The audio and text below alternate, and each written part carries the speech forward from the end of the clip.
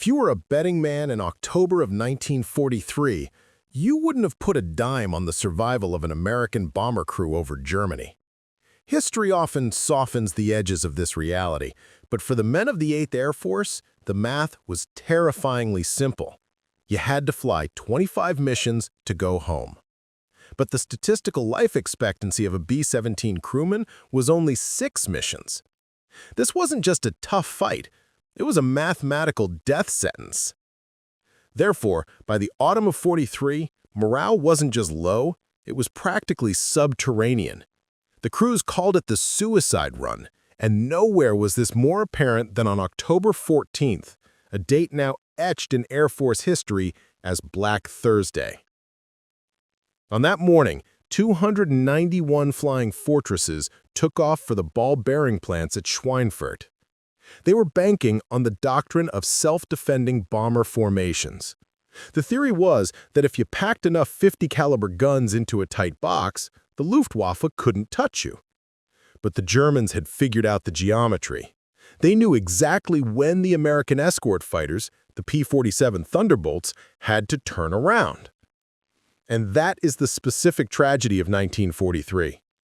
The P-47 was a beast of a plane, heavy and powerful, but it had the legs of a sprinter, not a marathon runner. Just as the bombers crossed into the heart of hostile territory, the P-47 pilots would rock their wings, peel off, and head back to England. For the bomber crews watching them leave, it must have felt like watching the lifeboats row away from the Titanic. Therefore, what followed on Black Thursday was a slaughter. The Luftwaffe waited for the escorts to leave, then pounced. They didn't just peck at the formation, they tore it apart. 60 bombers were shot down outright. Another 17 were damaged beyond repair. That's nearly 600 men lost or captured in a single afternoon. To put that in perspective for us today, the 8th Air Force lost more men in that one year than the entire U.S. Marine Corps lost in the invasion of Tarawa. The losses were so catastrophic that General Ira Eaker, the commander of the 8th, had to make a call that no general ever wants to make. He effectively suspended deep penetration daylight raids. The mighty American offensive had been halted, not by a lack of courage, but by a lack of range. The Luftwaffe had won the air war over Germany. But just as the Allies were staring down the barrel of strategic failure, a strange hybrid aircraft began arriving at English airfields in December. It didn't look like the heavy, radial-engine bruisers the Americans were used to. It was slender. It sounded different, less like a tractor and more like a tearing sheet of canvas. This was the P-51 Mustang. But not the underpowered version the RAF had been using for low-level reconnaissance a year earlier. This one was different. It had been surgically altered with a British heart, the Rolls-Royce Merlin engine. The result was an engineering paradox that defied the conventional wisdom of 1943. Usually, to get more range, you needed a bigger plane with more fuel tanks.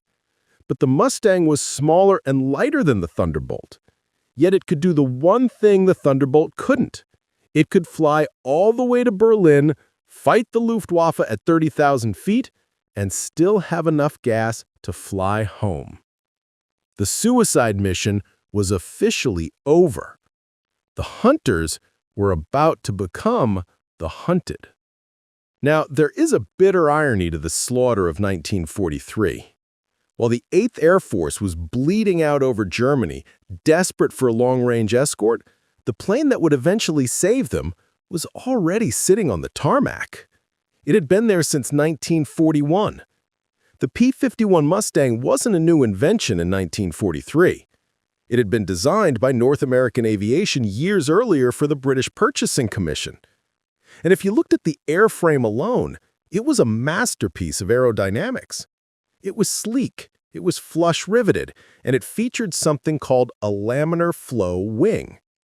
For the engineers among us, you know that standard wings create turbulence, drag, pretty much as soon as the air hits the leading edge. But the Mustang's wing was designed to keep that airflow smooth and slippery much further back along the surface. It was effectively the most aerodynamic fighter plane ever built up to that moment. It slid through the air with less resistance than a Spitfire or a Messerschmitt. Therefore, you would assume this plane was immediately rushed to the front lines to protect the bombers. But it wasn't. In fact, the Royal Air Force took one look at the Mustang's performance data and essentially demoted it. They didn't send it to hunt the Luftwaffe high above the channel. They sent it down to the deck to take pictures and shoot up trains. Why? How do you take the most aerodynamic airframe in the world and relegate it to ground attack? The answer lies under the cowling. The original Mustangs, the P-51As, were powered by the Allison V1710. Now, we need to be fair to the Allison. It was a rugged, American-built V-12. It powered the P-38 Lightning and the P-40 Warhawk. It was a workhorse. But the Allison V1710 had a critical weakness, a fatal flaw when it came to the European theater. It lacked lungs. To understand why this mattered, we have to look at the physics of the battlefield.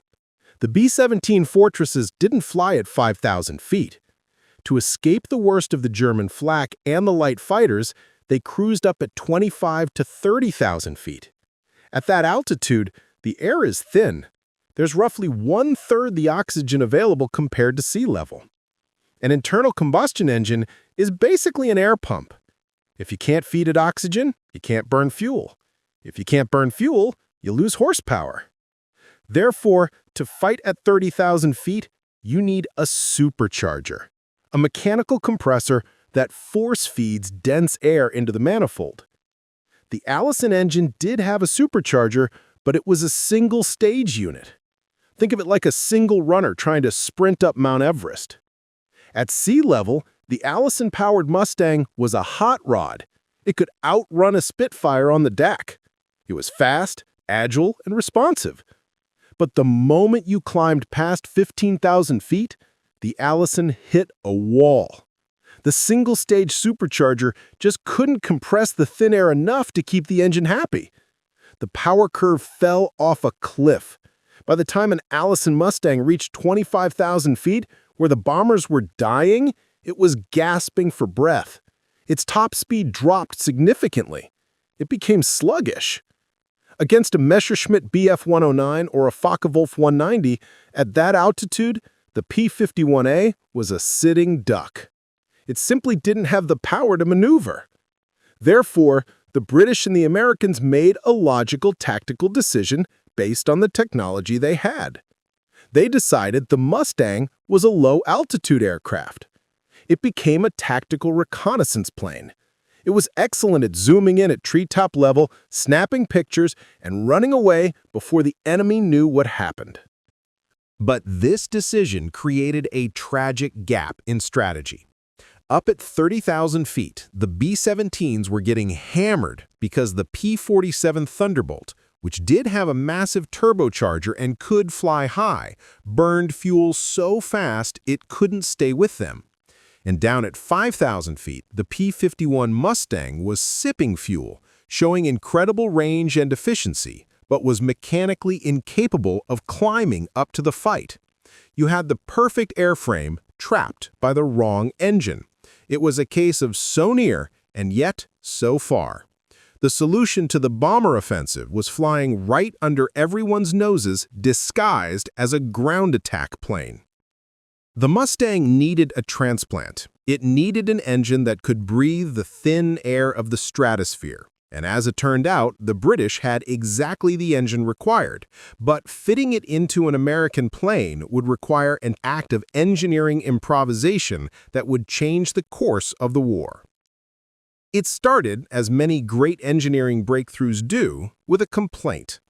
In April of 1942, a Rolls-Royce test pilot named Ronald Harker was invited to take an Allison-powered Mustang up for a spin.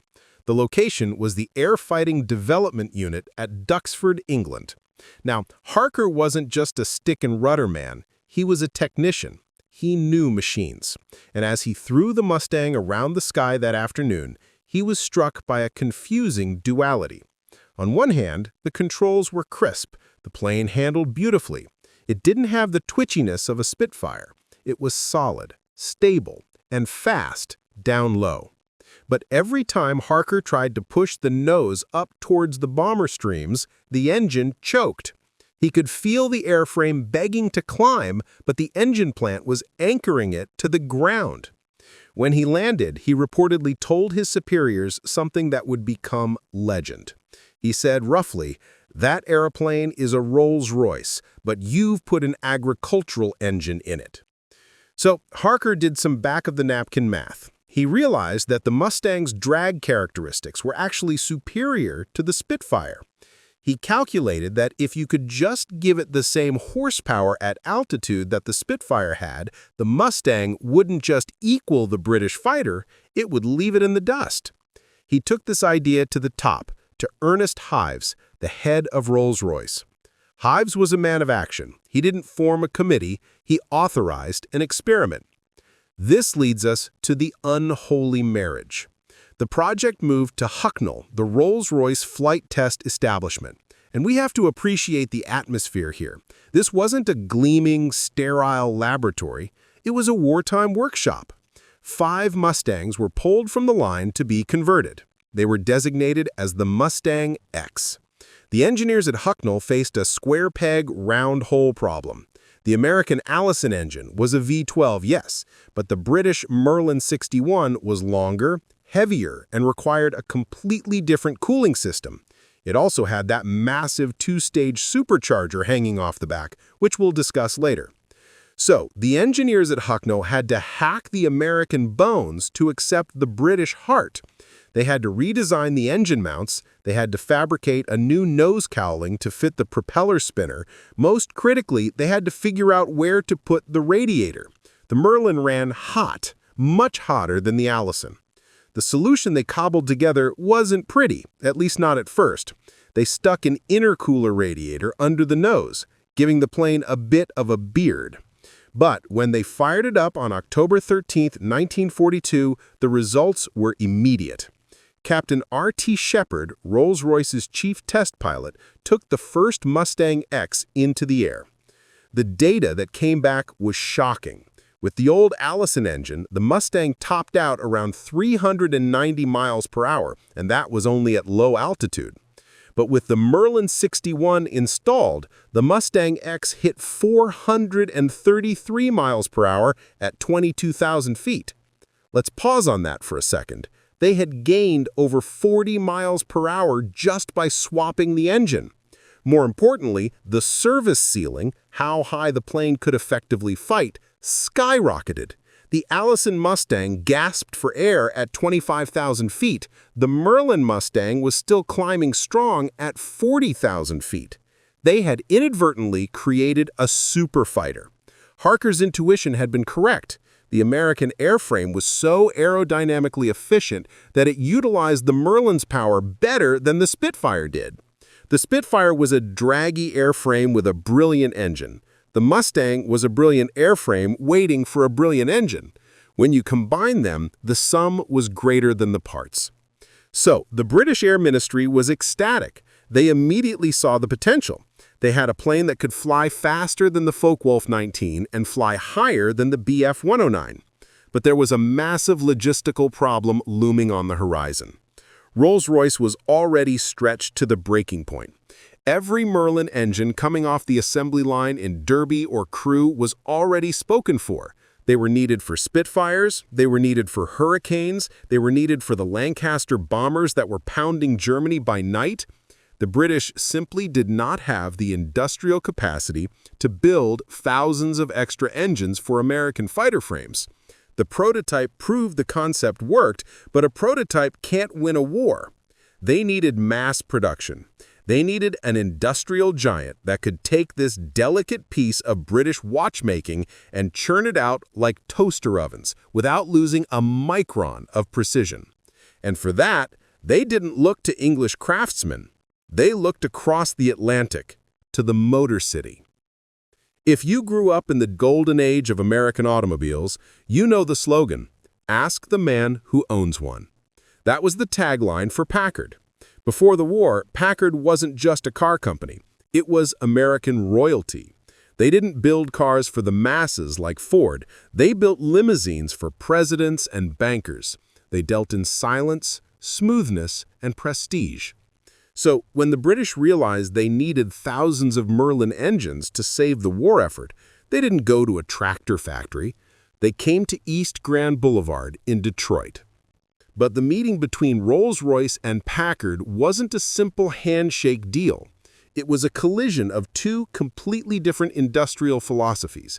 And honestly, it's a miracle they didn't kill each other before the first engine was built. Here is the setup for a massive cultural misunderstanding. In England, Rolls-Royce built engines the way a Savile Row tailor builds a suit. It was a craft. A worker in Derby would machine a piston, try to fit it into a cylinder, realize it was a thou too tight, and then hand polish it until it slid in like butter. The blueprints actually had notes on them that said things like, "Remove metal until fit is correct." They relied on the generational skill of the man holding the file. Therefore, every Rolls-Royce Merlin was technically a masterpiece, but it was also unique.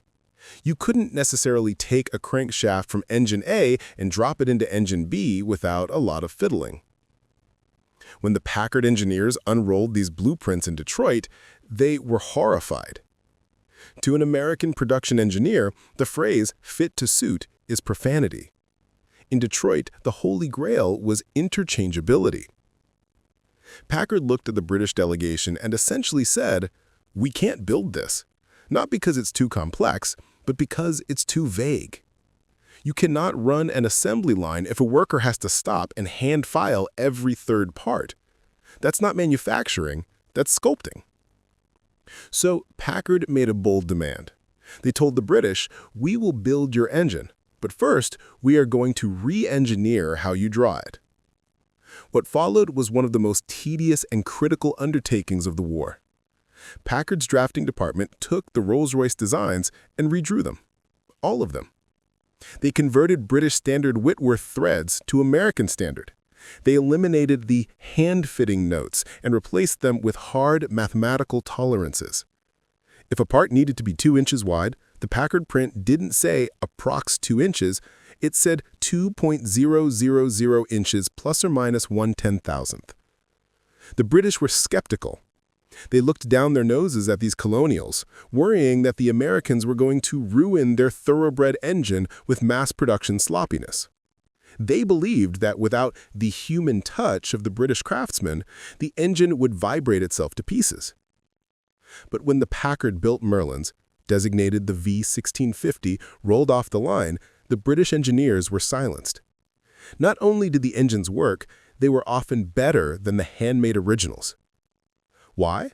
Because the tolerances were consistent. The American machinery was so precise that the parts fit perfectly the first time, every time. You didn't need a file. You just needed a wrench. This had a massive downstream effect on the battlefield that people often overlook. Imagine you are a mechanic on a muddy airfield in East Anglia. It's freezing cold. You have a P-51 with a blown carburetor. If that engine was a hand-built British unit, you might have to spend hours shimming and adjusting the replacement part to make it fit.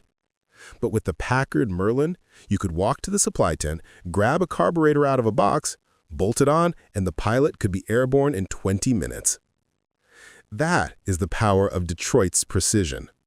It wasn't just about making engines. It was about making engines that were logistically invisible. Therefore, by 1943, the floodgates opened. Packard didn't just build a few hundred engines. By the end of the war, they had built over 55,000 of them. And they didn't just copy the design, they improved it. The Packard engineers, specifically working on the supercharger drive gears, found ways to make the transmission smoother and more durable. There is a wonderful story, perhaps apocryphal, but spiritually true, about a post-war teardown. A British engineer and an American engineer were comparing a Rolls-Royce Merlin and a Packard Merlin. The British engine was beautiful inside, polished and gleaming where the craftsman had worked it. The American engine looked more utilitarian. But when they measured the parts, the American parts were statistically identical to one another across 10 different engines. The British parts varied slightly from engine to engine. The luxury car maker had proven a point. Mass production doesn't mean low quality. It means repeatable quality. Therefore, the stage was set. We now had the perfect airframe in the P-51 Mustang. We had the industrial capacity of Packard churning out the V1650 engines by the thousands, but there was one final piece of the puzzle missing. The early Packard Merlins were good, but they were still essentially the same as the mid-war British engines. They were great at medium altitudes. To get to Berlin, the Mustang needed to dominate the thin air at 30,000 feet. It didn't just need a Merlin, it needed a specific type of Merlin. It needed the mechanical equivalent of an oxygen tank. It needed the two-stage supercharger. And fitting that beast into the nose of a Mustang was going to be the final engineering hurdle that stood between the Allies and total air superiority. Now, we have to get into the weeds for a moment.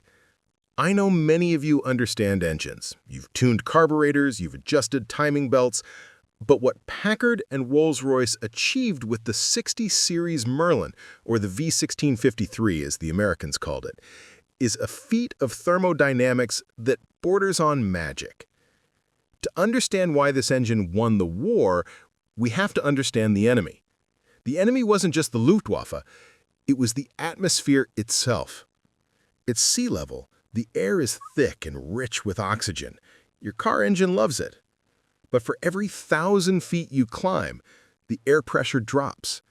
By the time you reach 30,000 feet where the B-17s were flying to avoid flak, the air pressure is only about 4.4 psi.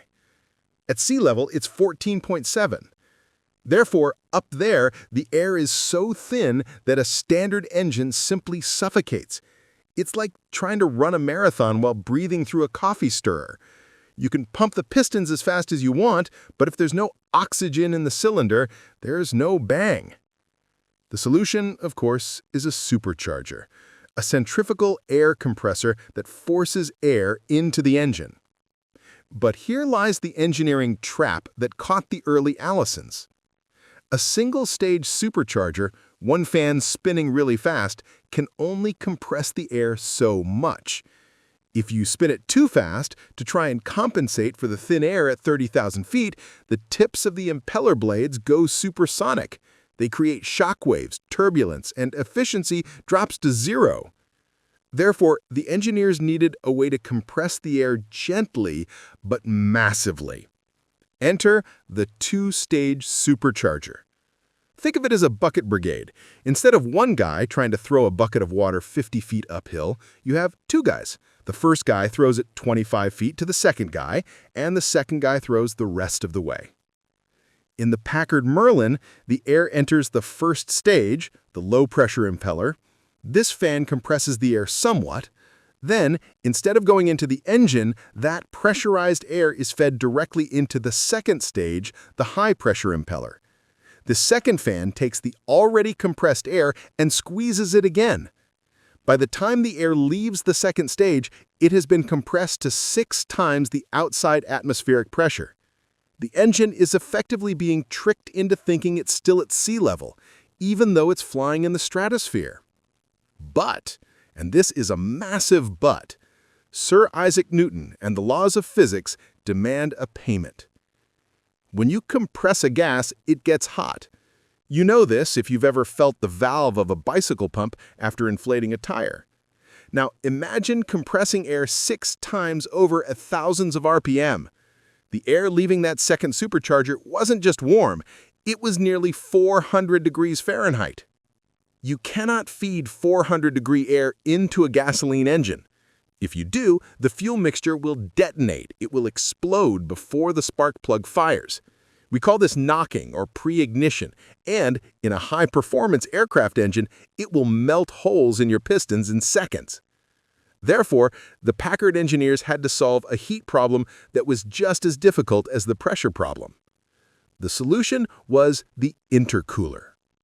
Between the supercharger and the intake, they built a liquid-cooled radiator. It looked like a honeycomb brick. They pumped a separate mixture of water and glycol through it. So, the supercharger heats the air up to 400 degrees, but then that air is forced through the intercooler. The The liquid absorbs the heat, dropping the air temperature back down to a crisp, cool, manageable level before it enters the cylinders. This increased the density of the charge even further. Cold air is dense air. Dense air means more oxygen. More oxygen means a bigger explosion. The result was a mechanical marvel. The pilot of a P-51D had a lever in the cockpit. Below 19,000 feet, the supercharger ran in low blower gear. The engine was smooth and tractable. But as he climbed past 20,000 feet into the thin, deadly air where the Germans like to hide, the pilot would engage high blower.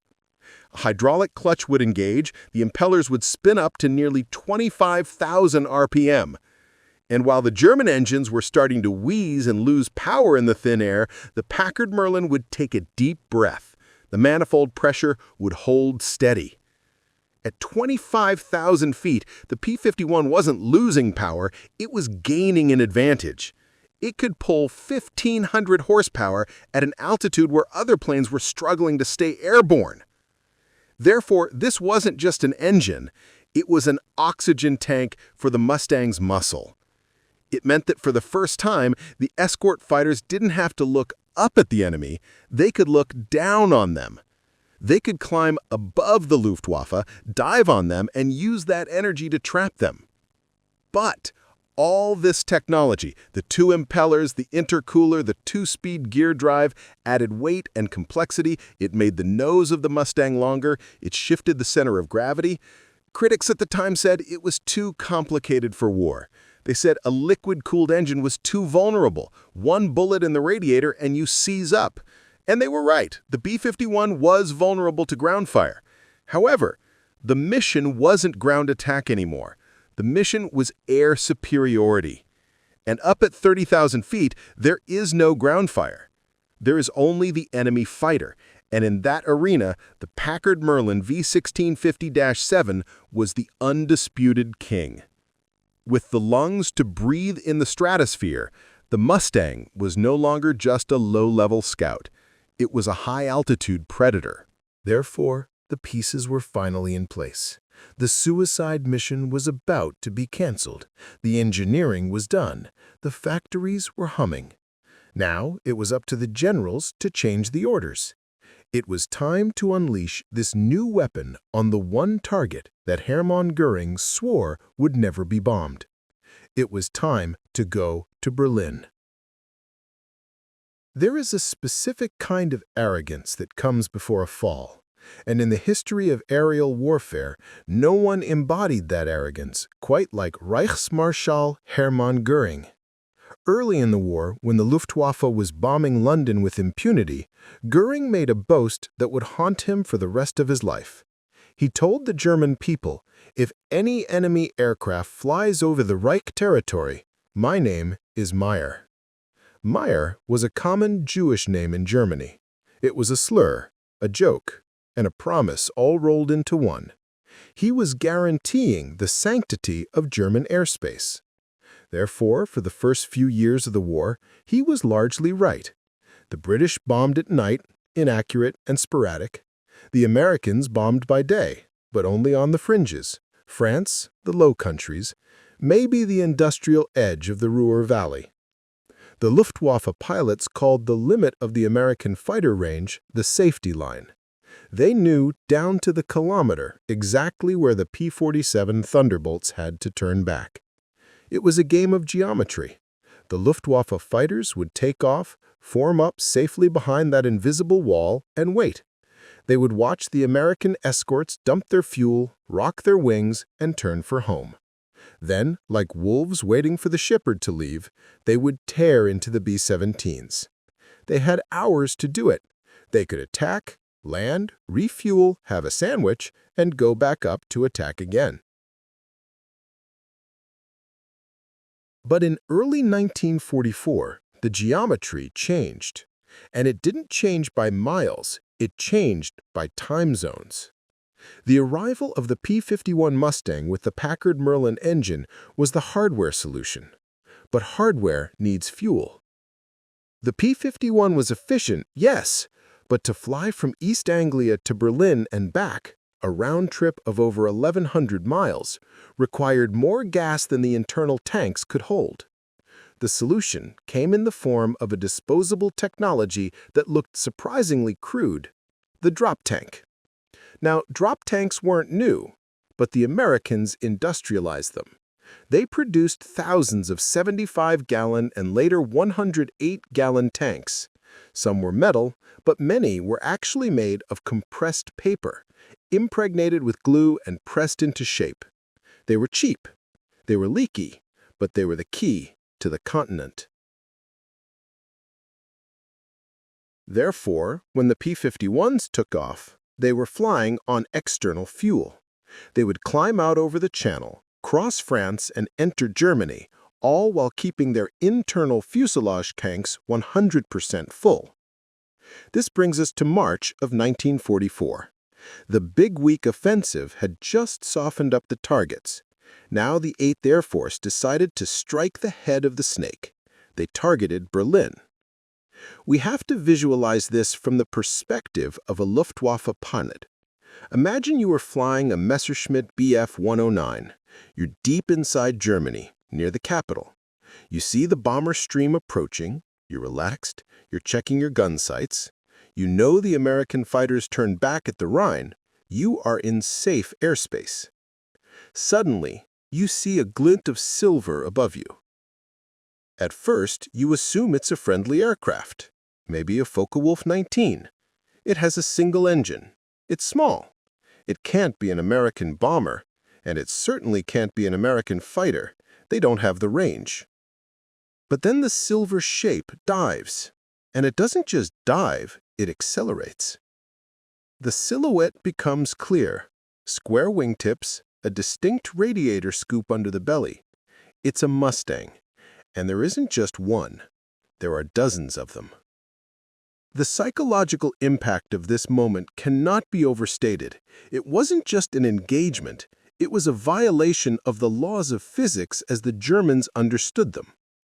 Adolf Galland, the general of fighters for the Luftwaffe, later famously said that when he saw Mustangs over Berlin, he knew the war was lost. Why? Because it meant there was no sanctuary. Therefore, the Berlin shock wasn't just about bombs falling on the capital.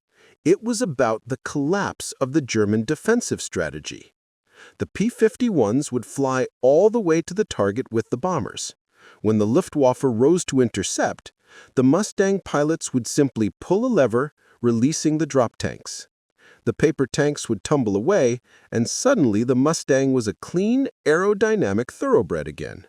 It had full internal fuel. It had the altitude advantage. And thanks to the two-stage supercharger we discussed, it had more horsepower than the Germans did. The slaughter that followed broke the back of the Luftwaffe. The German pilots were used to attacking slow, heavy bombers. They were rigged for bomber destroying with heavy 20mm and 30mm cannons. These cannons were devastating against B-17s, but they added weight and drag. But against a P-51, that heavy weaponry was a liability. The Germans were flying sledgehammers. The Americans were flying rapiers. The Mustangs swarmed them. They didn't just push them away, they chased them down. And here is the critical stat that defines this period. In the first 4 months of 1944, the Luftwaffe lost over 2,000 pilots. You can replace a plane.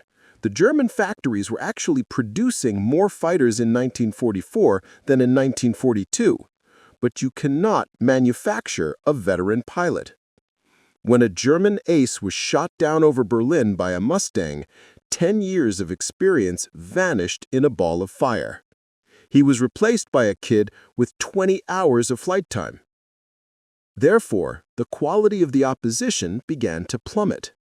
The Mustangs weren't just winning dogfights, they were eroding the institutional memory of the German Air Force. Hermann Göring's promise was shattered. Meyer became a dark joke among the German populace.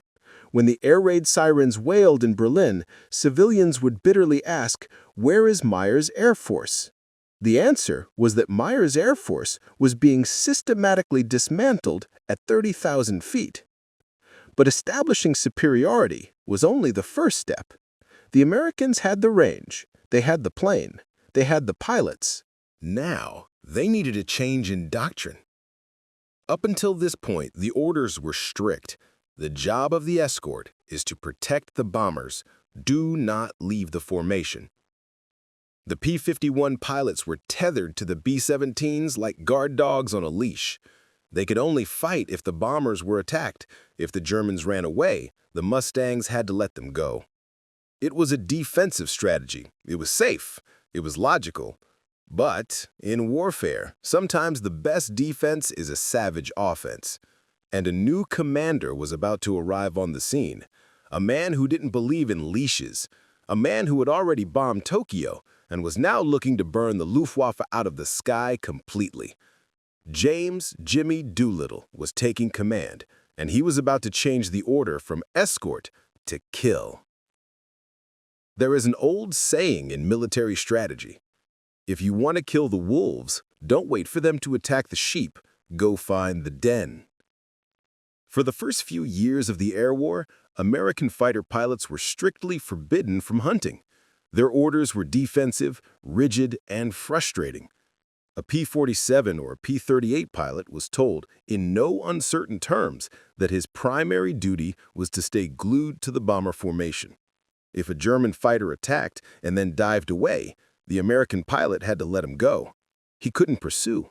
He couldn't finish the kill. He had to turn back and rejoin the big friends.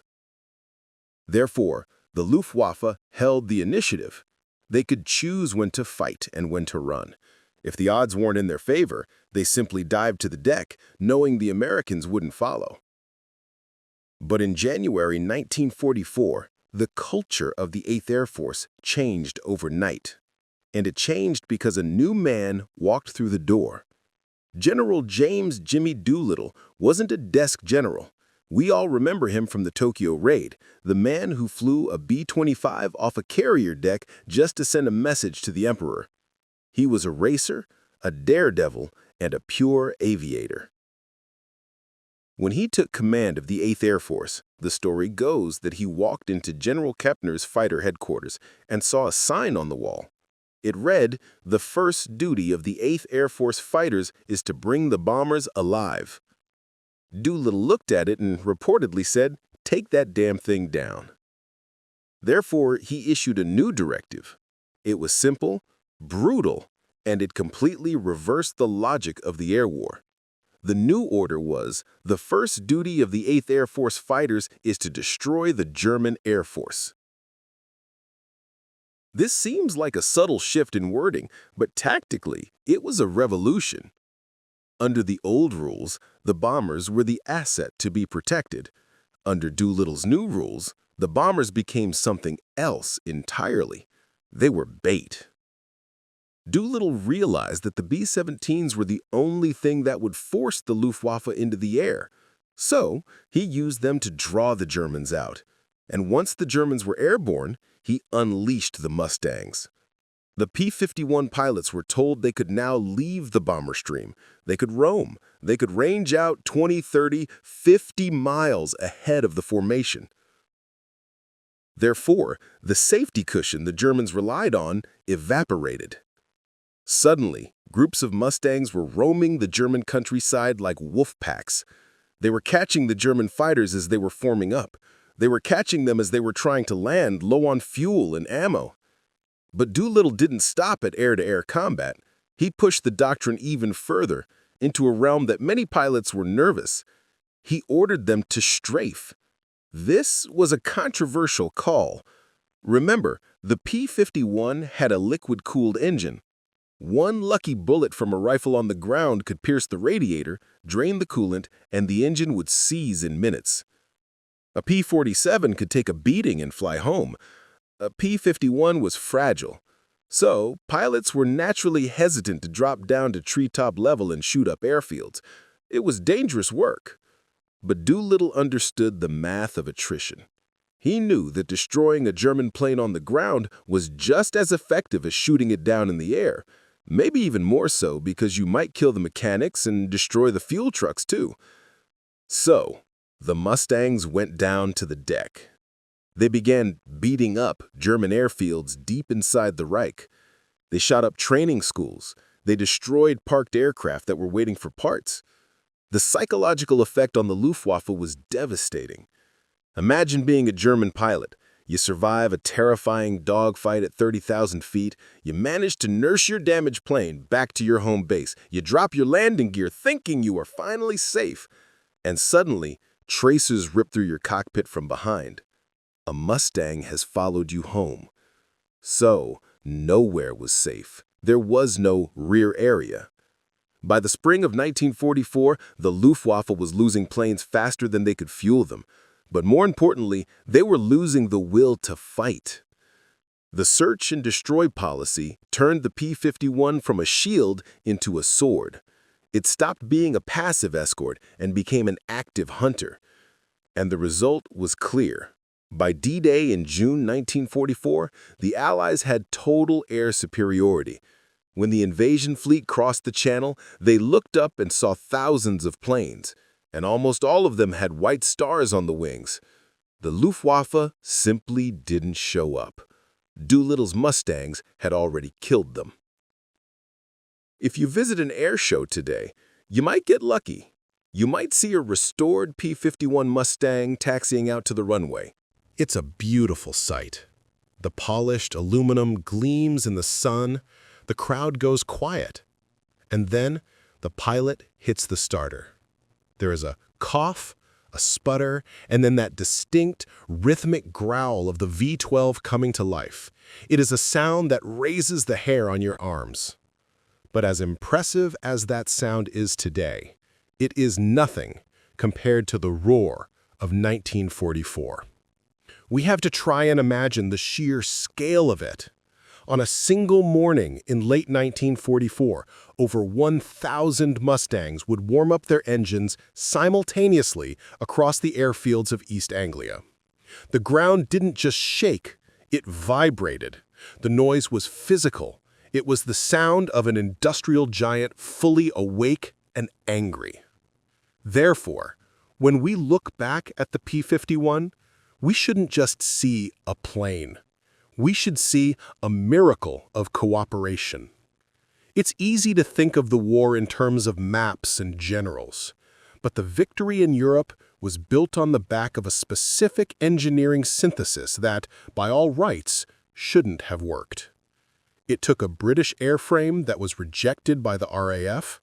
It took a British engine that was hand-built by craftsmen. It took an American car company that forced that engine into mass production. And it took a two-stage supercharger to force the atmosphere to bend to its will. If any one of those links had broken, if Packard had refused the contract, if Harker hadn't test-flown the prototype at Hucknall, if Doolittle hadn't unleashed the fighters, the war could have dragged on for another year or more. The mushroom cloud might have risen over Berlin instead of Hiroshima. The history of the 20th century turned on the crankshaft of that V1650 engine. But the machine is only half the story. When the bomber crews of the 8th Air Force looked out their windows and saw those silver Mustangs weaving above them, they didn't see aerodynamics. They saw little friends. They saw life. They called them angels on our shoulders. And inside those cockpits were boys. Not men, really. Boys who were 19, 20, 21 years old. They were strapped into a 1,500 horsepower engine flying at 400 miles per hour, 4 miles above the earth, fighting for their lives in temperatures of 40 below zero. They are mostly gone now. The roar of 1944 has faded into the silence of history books and museums. Therefore, it is our responsibility to remember not just the shape of the wings, but the purpose behind them. The P-51 Berlin Escort was more than a weapon. It was the physical manifestation of a promise that no matter how far the tyranny stretched, the free world would build a machine capable of reaching it. It was the plane that broke the Luftwaffe. It was the plane that cleared the sky for D-Day, and it was the plane that brought the boys home. So, the next time you hear that Merlin engine roar at an air show, don't just listen to the mechanics. Listen to the history. It is the sound of freedom, singing in the key of V-12. Thank you for joining us on this journey and for helping us keep these vital stories alive. Stay with us